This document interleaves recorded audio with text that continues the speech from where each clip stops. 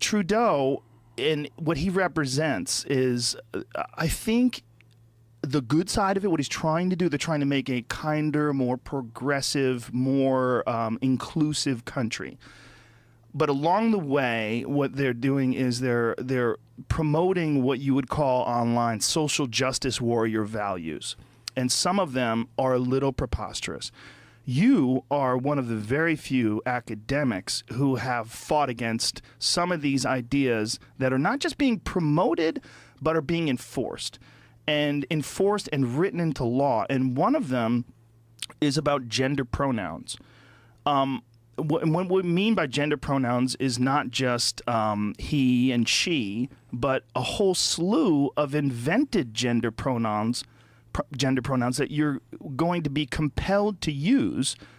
Yeah, you're already compelled to use, and likely in the States too, even though people don't know it yet. Certainly in New York, and the employment EEOC has already ruled on that with regards to businesses for the U.S. and yeah, businesses, and I believe also landlords. I think, so if your landlord chooses to misgender you, and not just misgender you, like if you're a transgender woman, you used to be a man, now you're a woman, and they call you a he. It's not just that. Like, you're compelled to use how many? What is the number of them now? Well, there's no standard nomenclature for the non-gender or for the non-binary types. There's many, many invented words. And which of those you're supposed to use is dependent entirely on the subjective choice of the person that you're talking with. Now, most people, I believe, out there listening are going, what the hell are they talking about right now? We're talking about as many as 70 plus invented gender pronouns like Z, XE, ZIR, HIR, a bunch of weird ones. And this is for people that don't necessarily think they're a he or a she.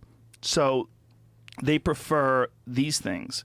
On top of that, you have animal kin, which is other kin, including worm self, which was the one I found most amusing. Worm self, fox I guess kin. that's for the low self-esteem otherkins. This is people that truly believe that they are in the wrong body and that they should have been born some form of animal and would like you to refer to them as this animal. Or elf. Or elf, or fairy. Or fairy. I've seen pixie. Yeah. Pixie-kin. I haven't seen Pixie-kin. That's a good one. But just get on Tumblr. You got to get on Tumblr. Right, yes, absolutely. That's where it all goes down. Professor Peterson, what the hell's going on? What is this? Well, I think it's partly a form of narcissism. Yes. It's partly a consequence of the rise of the new rise again of say Marxist doctrine. I would say it's part of postmodernism. Maybe it's postmodernism more than anything else, because the postmodernists, that's a philosophical community, let's say, believe that the entire point of human categorization is power, and that dialogue between people is only a power dialogue, and that there's no real reality outside of interpretation, and that basically what we do is exchange interpretive viewpoints to ratchet up our dominance and status, and that's that. And there's no biology is an ideology, and the idea of the objective world is an ideology, and science is an ideology, and it's all interpretation all the way down, like turtles all the way down. What do you mean by it's all about power? Like, in what way? Well, you imagine that there are groups of people who are competing in the world for resources, I suppose, and that it's a zero-sum game, and it's every group against every other group. And the reason that we engage in dialogue isn't to establish the truth or move towards some closer approximation of reality, but to structure this social interaction so that our group comes up on top. Right, and that is really what the problem is with all this, is that it's not just a matter of choosing to be defined in one way, but compelling others to define you in that way. Well, one of the most awful elements of it, I think, is the idea that individuals should be defined in terms of their group identity at all. I mean, you could argue, and this is one of these weird inversions that's so characteristic of this chaotic state that we're in, when people originally started fighting against unfair discrimination, and I say unfair discrimination because lots of discrimination is fair. If you discriminate against people on the basis of their competence, that's perfectly reasonable. It's unfair discrimination that constitutes the proper battleground for people who have a more egalitarian viewpoint. But the initial idea was to eliminate the proclivity for people to be categorized according to their group identity, because that was interfering with everyone's ability to view them as competent individuals. But that got flipped probably in the 70s after the Soviet state so self-evidently was revealed as a catastrophe. That got flipped so that the world was turned into one group against another, power struggle from one group against another, and then the social justice warrior types and the lefties, even the Democratic Party, started categorizing everybody according to their ethnic or sexual or racial identity and made that the canonical element of their being. And that's an absolutely terrible thing to do. It leads to, in the Soviet Union, when that happened, for example, when they introduced that idea along with the notion of class guilt. So, for example, when the Soviets collectivized the farms, they pretty much wiped out or raped and froze to death all of their competent farmers. They called them kulaks, and they attributed class guilt to them because they were successful peasants, and they defined their success as oppression and theft. They killed all of them, pretty much, shipped them off to Siberia and froze them to death, and they were the productive agriculturalists in the Soviet Union. And then in the 1930s in the Ukraine, because of that, about 6 million Ukrainians starved to death. But the Soviets were big on collective guilt.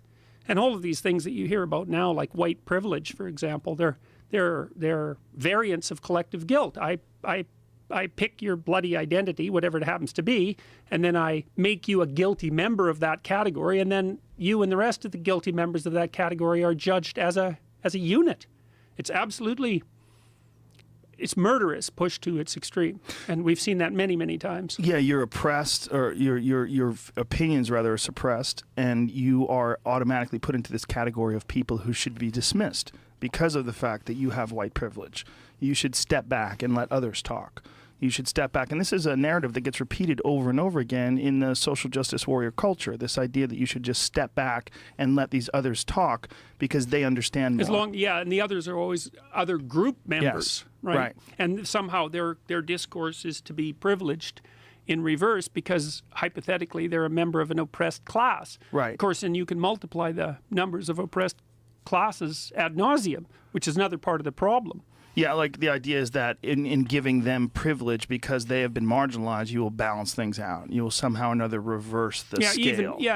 And that's another example of the class-based guilt idea. You know, it doesn't seem to me self-evident that I'm to blame for slavery, for example. I mean, being a Canadian, it's a slightly different situation, I suppose. But the idea that as a member of a culture, that you're somehow responsible for the past sins of that culture, let's say, it's a very, very anti-Western ethos. It goes along with this idea of class guilt because your group membership is the most important thing.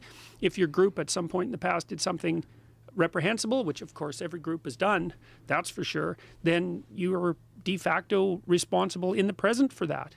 How do you think we got to this point where people are repeating these patterns that were ultimately incredibly unsuccessful and dangerous and deadly in the past, like Marxism, for example? Like, people proudly proclaim themselves as having Marxist ideology. One in five social scientists claims to be a Marxist. How do they not understand the history? Well, why don't you fill people in on how that went bad? Well, the estimates vary, but in the Soviet Union between 1919 and 1959, somewhere between 30 and 50 million people were killed in internal oppression alone.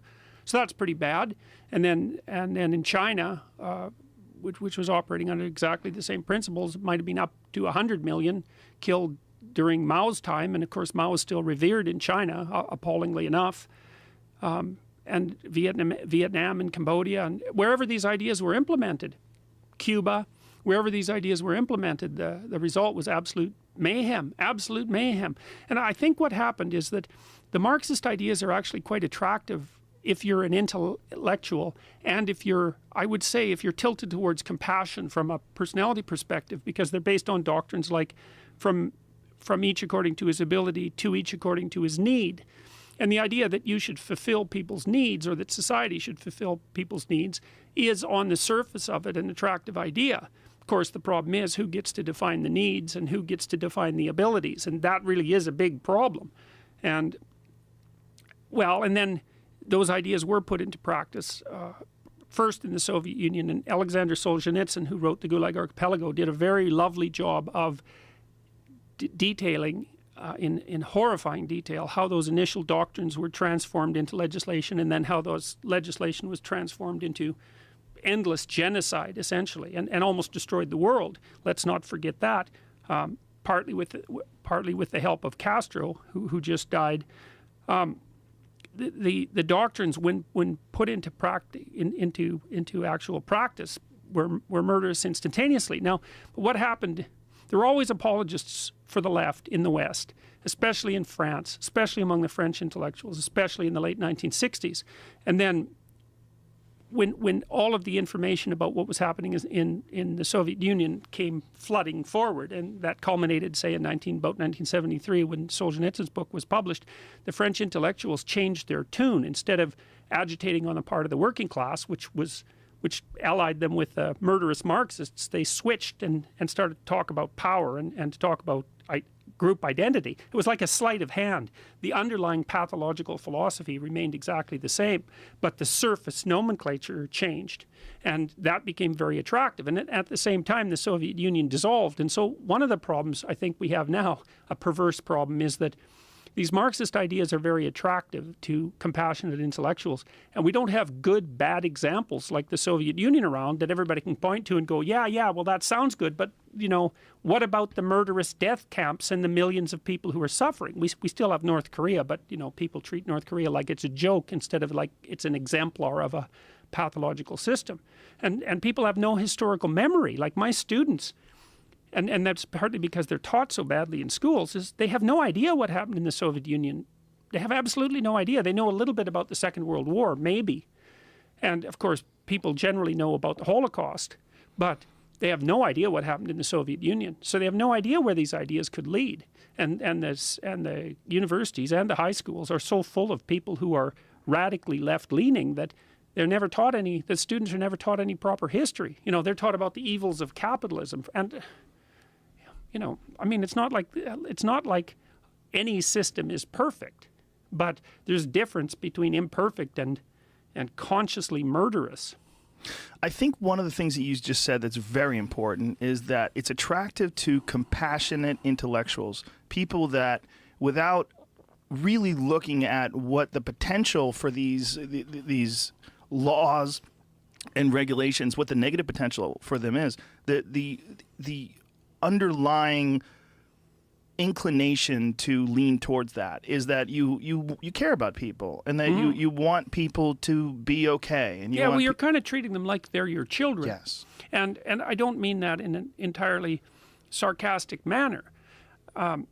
It's reasonable in some sense to treat other people like people that you love, although it's not reasonable in very many other ways, which is why you don't invite every stranger on the street to come and live with you in your house. I mean, everybody puts up boundaries, and you have to do that. But and people tend more than we ever expected, and I've done a lot of research in this in my lab, that people do tend to vote and think their temperament a lot more than anyone really realizes. And if you're kind, and that's your highest virtue, then you tend to treat people like they're kin, because that's what kind means, right? It's an extension of the word kin. But that doesn't work well in larger groups. You need other principles. And so you look at something like the idea of equity, which is equality of outcome rather than equality of opportunity. On the surface of it, it seems perfectly reasonable to say, well, if every resource isn't distributed absolutely equally to every group, then the system is unfair. And on the face of it, that's a reasonable proposition, but it falls apart under minimal examination. So here's something to think about for everyone who thinks that equality of an outcome is a good idea. It's like, why the hell are you striving for anything then?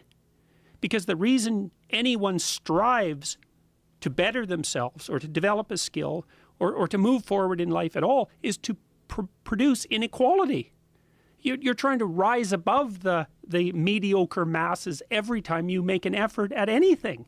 And so everything that we associate positive movement forward to, or positive motivation, is actually an attempt to render the world more unequal.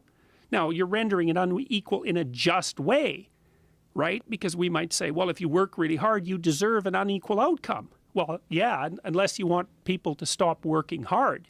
And that was the old joke in the Soviet Union, you know. They pretend to pay us, we pretend to work. So it's so thoughtless. That's the problem.